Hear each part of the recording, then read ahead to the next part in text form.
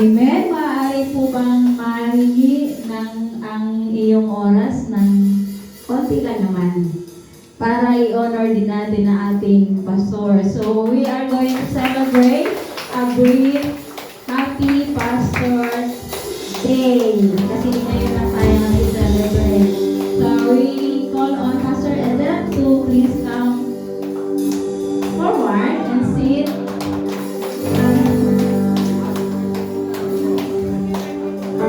So, awitan mo po muna natin si Pastor kasi birthday po niya nung last October 22. So, we plan po na gawin ang birthday at Pastor's appreciation niya isang bagsakan na lang, para isang celebration na lang. So, let's sing Happy Birthday! Happy birthday to you. Happy birthday to you. Happy birthday, happy birthday, happy birthday to you. Happy birthday to you. Happy birthday to you. Happy birthday, happy birthday, happy birthday to you. Happy birthday to you. Thank you, Lord. Happy birthday to you. Praise you, Lord. Happy birthday, happy birthday to you.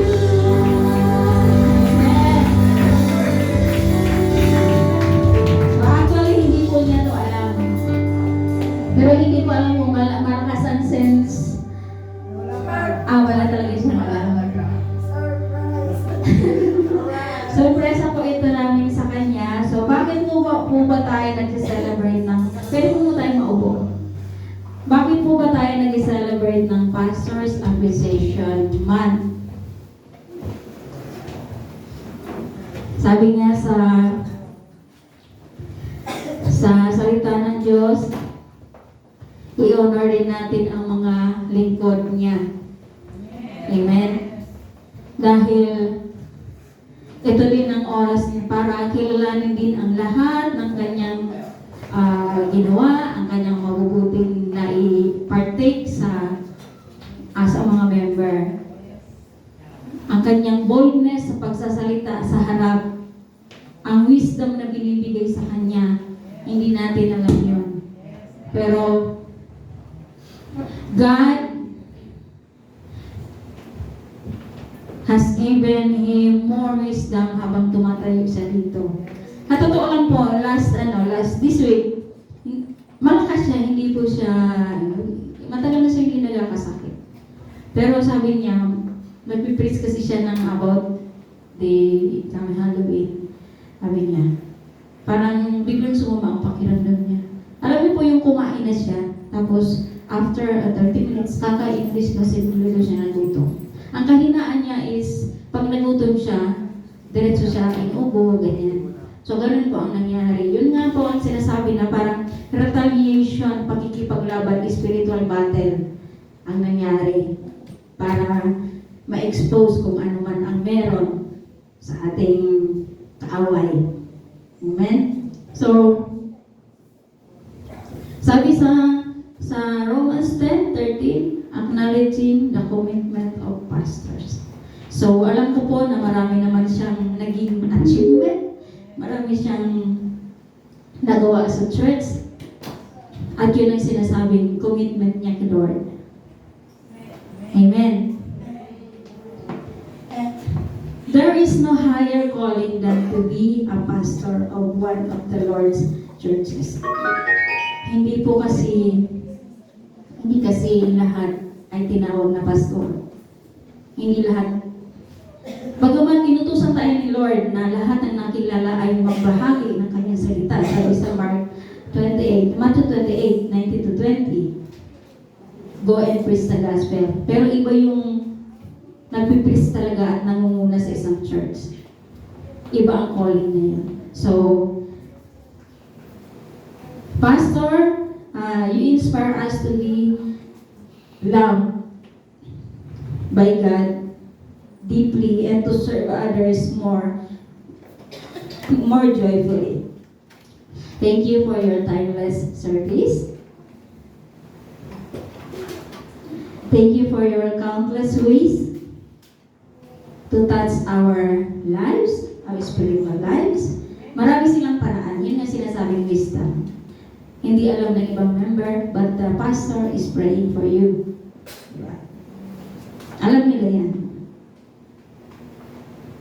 So this time, kailangan i-highlight ang ministry ng isang pastor or church leader. So ngayon po, mainihanda ang music team. May we call on? Music team. Ang problema namin talaga kung paano kami mag-practice na hindi niya alam.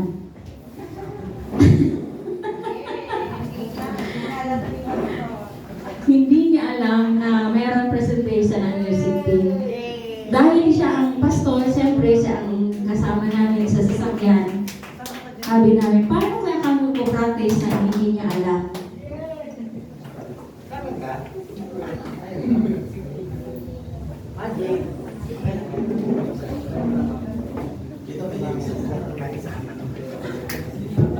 May pumando po ka naman.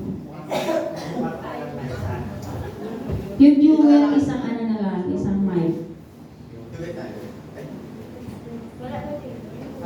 Wala na.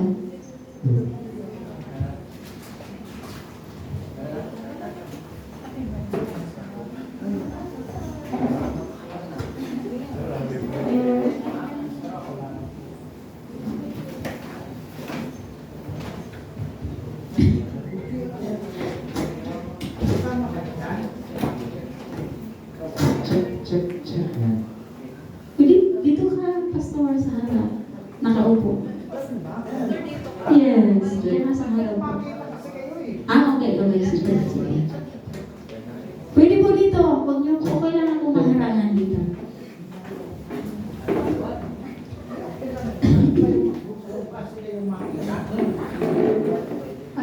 Ipasa-pasa na lang.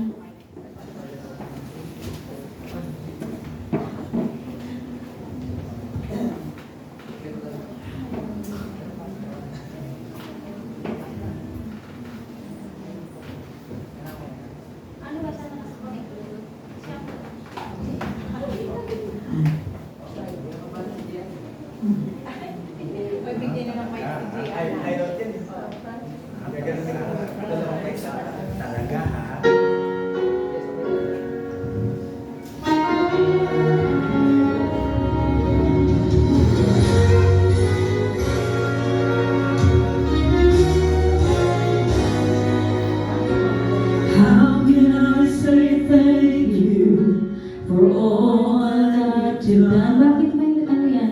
Don't hear those words. Minus 1 tayo eh. Take two. Thank you. Practice lang po yun. Wait lang po. There's more. Sayang yung practice namin kung ano. Isang practice lang po talaga sila. Ang ginawa po namin ginawa namin nasa GC, gumawa po ako ng GC, sorry po, ng Pastors Appreciation Members and Music. So, sabi ko sa music, ang gawin ninyo, David, punta ka na ng alauna, alas 2 doon sa church, may pupunta ng member ng music doon. Ang practice nyo ay hanggang alas 4 lang. Sabi ko, punto dapat alas 4, tapos na kayo. So, kasi po may si Hannah at si Davey, ay si Jay. So, sabi ko, alas 4 pa naman kami pupunta. So, yun po ang ginawa namin. Hindi halata.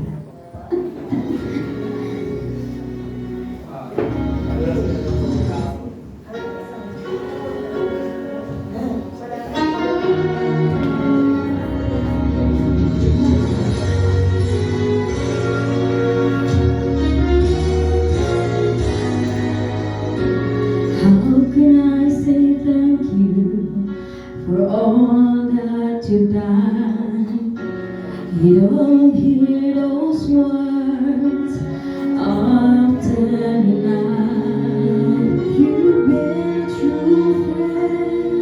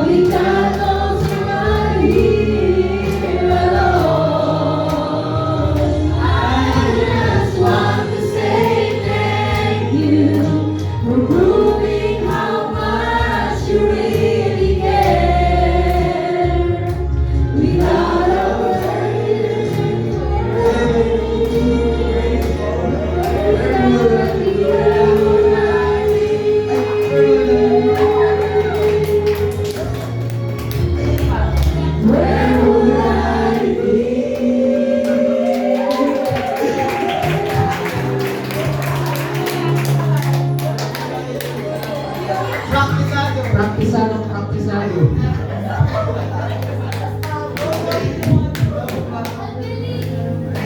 Amen.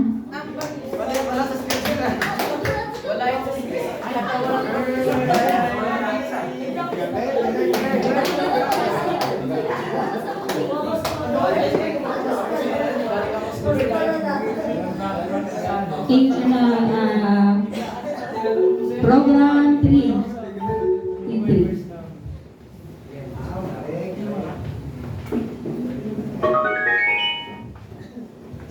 So dito po, yung may mga gift kay Pastor, pwede pong magbigay. Hanap ka, sit down. Please sit down. Pwede pong magbigay. 3.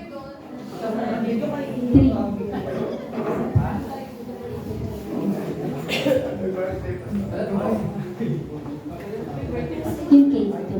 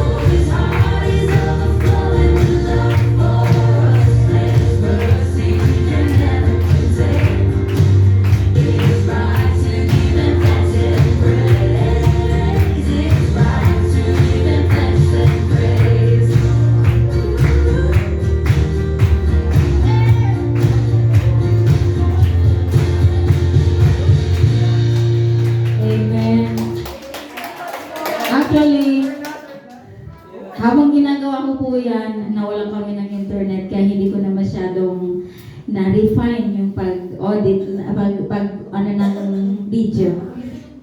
So, yun po ay mga sinasabing hindi natin nakikita na ginagawa ng isang pastor.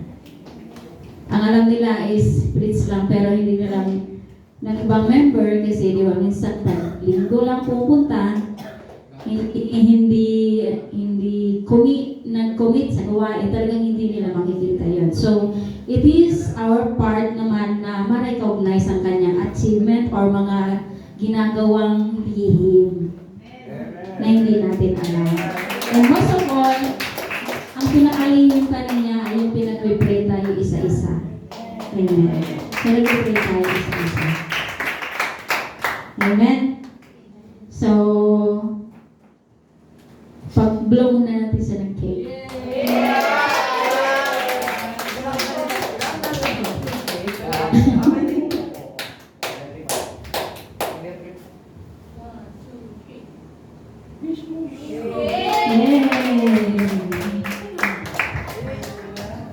Ano nakalagay sa cake? Happy birthday, happy Pastor Appreciation Month. Ayan. Thank you, GLCM family. So ngayon po, ipag-pray po muna natin si Pastor Elena ni Sister Jera.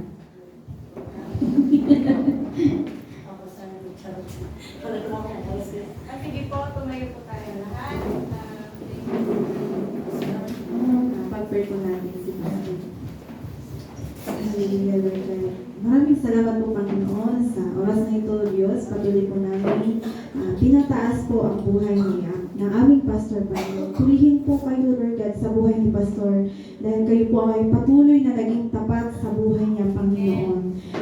Sa oras na ito, Lord God, ay patuloy po namin dinadala ang aming Pastor. Patuloy niyo po siyang gabayan, ingatan, Panginoon. At naway, Lord God, patuloy po kayong encourage po siya patuloy, Lord God, sa lahat ng discouragement, Panginoon. And we are praying, Panginoon, na pagpalain niyo po patuloy ang buhay ng aming Pastor, Panginoon, maging sa kanyang ministry na hinahawakan. Continue, Lord God, na bigyan niyo po siya ng wisdom and guidance po, Panginoon. At patuloy niyo po pagpalain ng aming Pastor. We release, Lord, the blessing, Lord God, upon blessing and favor upon favor po, Panginoon. And we're praying po, Lord God, maging sa kanyang family. Continue, Lord, to guide them, Panginoon, and protection niyo po ang bawat isa sa kanila, Panginoon. And salamat po, Panginoon, na kayo po patuloy, Panginoon, ang manatili, Panginoon, na tapat, Panginoon, sa buhay po ng aming Pastor. At salamat po, Panginoon, ang bawat isa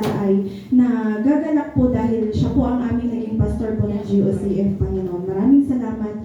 Sa oras na to, Lord God, ay sa'yo lamang po lahat ng papuri, pasasalamat. In Jesus' name, Amen. Amen. So, maaari po na po tayo umupo at ayusin na po natin ang ating mga pagkain. Okay. Hingi po tayo ng konting oras para magpasalamat si Pastor. Sabi ko mo ba iba ko magsabi na. Actually, hindi ko talaga alam ito. Sabi ko, ang gagaling ha. So, hindi ko man lang na zero idea. Kasi nung actually, totoo pong alam ko, Pastor's Month ngayon, no? So, sa bawat church, nakikita ko may mga pinapost sila na nag-celebrate. First Sunday pa lang may nag-celebrate na itong mga churches, yung mga kapwa ko, pastor, nakita ko na na-appreciate sila. Sabi ko, ako naman, sabi ko, nasa church na yan kung i-appreciate ako nila kung hindi. No? So, sabi ko, last Sunday, parang wala namang kumbaga, sa isang banda, nag-expect din ako. Hindi ko na Sunday na, wala nang anyway, sabi ko, wala naman sa akin yun. Pero, yung ginawa po ninyo, talagang napakalaking bagay po sa akin, yung effort po ninyo. Sa totoo lang, kayo po mga pastor, ang kasiglaan po namin ay kayo. Pag nakita po namin na kayo po ay may pagkilos, nakikita namin yung ganitong mga pagkilos. Sobrang lalo kaming kumbaga lumalakas. No? Kayo ang kalakasan po kasi talaga namin. Makita po kayong may ginagawa. Though hindi man ako ang i-appreciate mo sa may ginagawa. It is also always my prayer na bilang pastor po ng Glorious One, alam niyo po, nag-solo tayo. Nung sinimulan po talaga na pangunahan ng Glorious One, hiningi ko kay Lord na wisdom niya ay sa akin. Kasi hindi po madali na solo na magpapor. Yung lahat ng mga gagawin, lahat ng mga teaching natin ay kumbaga kasama po doon. Pero salamat dahil nga sa nandiyan ang Panginoon, siyang gumagabay sa atin sa mga maikling bagay, sa mga konting bagay, masaya tayo. Yun po ang nagpapasaya din sa akin. So, maraming salamat po sa birthday week, sa appreciation cake. Salamat sa lahat ng mga nagbigay ng mga gifts, mga effort. Hoy, salamat sa mga kumanta. Grabe si Gian, talagang bumibigay. Start ko yung nakita bumibigay si Gian, talagang ang galing. And ayun, kasama sila James sa mga kumanta. Yun talaga zero, ako, wala akong kaalam-alam. Bang practice kayo ng gano'n, ha? Kasi wala naman talaga akong alam kasi pag magpa-practice sila, alam ko yan. Pupunta sila, magpapaalam sila sa akin. Malalaman ko yan. Wala namang gano'n. So wala talaga ako. Tsaka kahapon, masama pa pakiramdam ko. Focus ko sa sarili ko. Pero salamat ng marami sa inyo po sa inyong pagkilala sa akin. To God be the glory. Actually po, last Tuesday ba yun? Or last week, nag-send siya sa akin ng sticker ng Happy Pastor's Day. Sabi ko, bakit mo sinend sa akin yan? Sinend mo sa akin, di ba? Sabi ko, wala pa, ibig mo sabihin, sabi ko, baka natulugan na kami, may pinaplano. Kasi sinendan niya ako ng ganyan, Happy Pastor's Month, ganyan. So, ito pong gagawin po natin habang tayo ay kumakain, magluluto pa yata ng lumpia. Yes. Kasi kahapon po ganito, munti kaming mag-cooking. Kahapon po, nag-chat bigla si Mami Chid na, punta ako sa bahay niyo ngayon na. So, wait lang. Yung pala, dinala niya yung lumpia. Kami na lang daw magluto kasi may lakad sila ngayon. Hindi ko naman siya masagot na dala niya yung lumpia. Kasi hindi niya talaga alam, wala siyang idea. Muntik na kami, akala ko mabubuking na kami. Pumunta si Mami Chit sa bahay, saglit pa.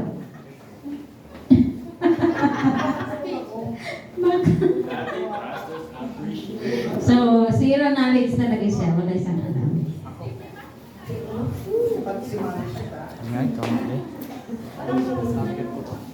Doon ko siya sa nag-message sa DC namin leaders. So, wait lang po, mag-ano po tayo ng pagkain. Ha?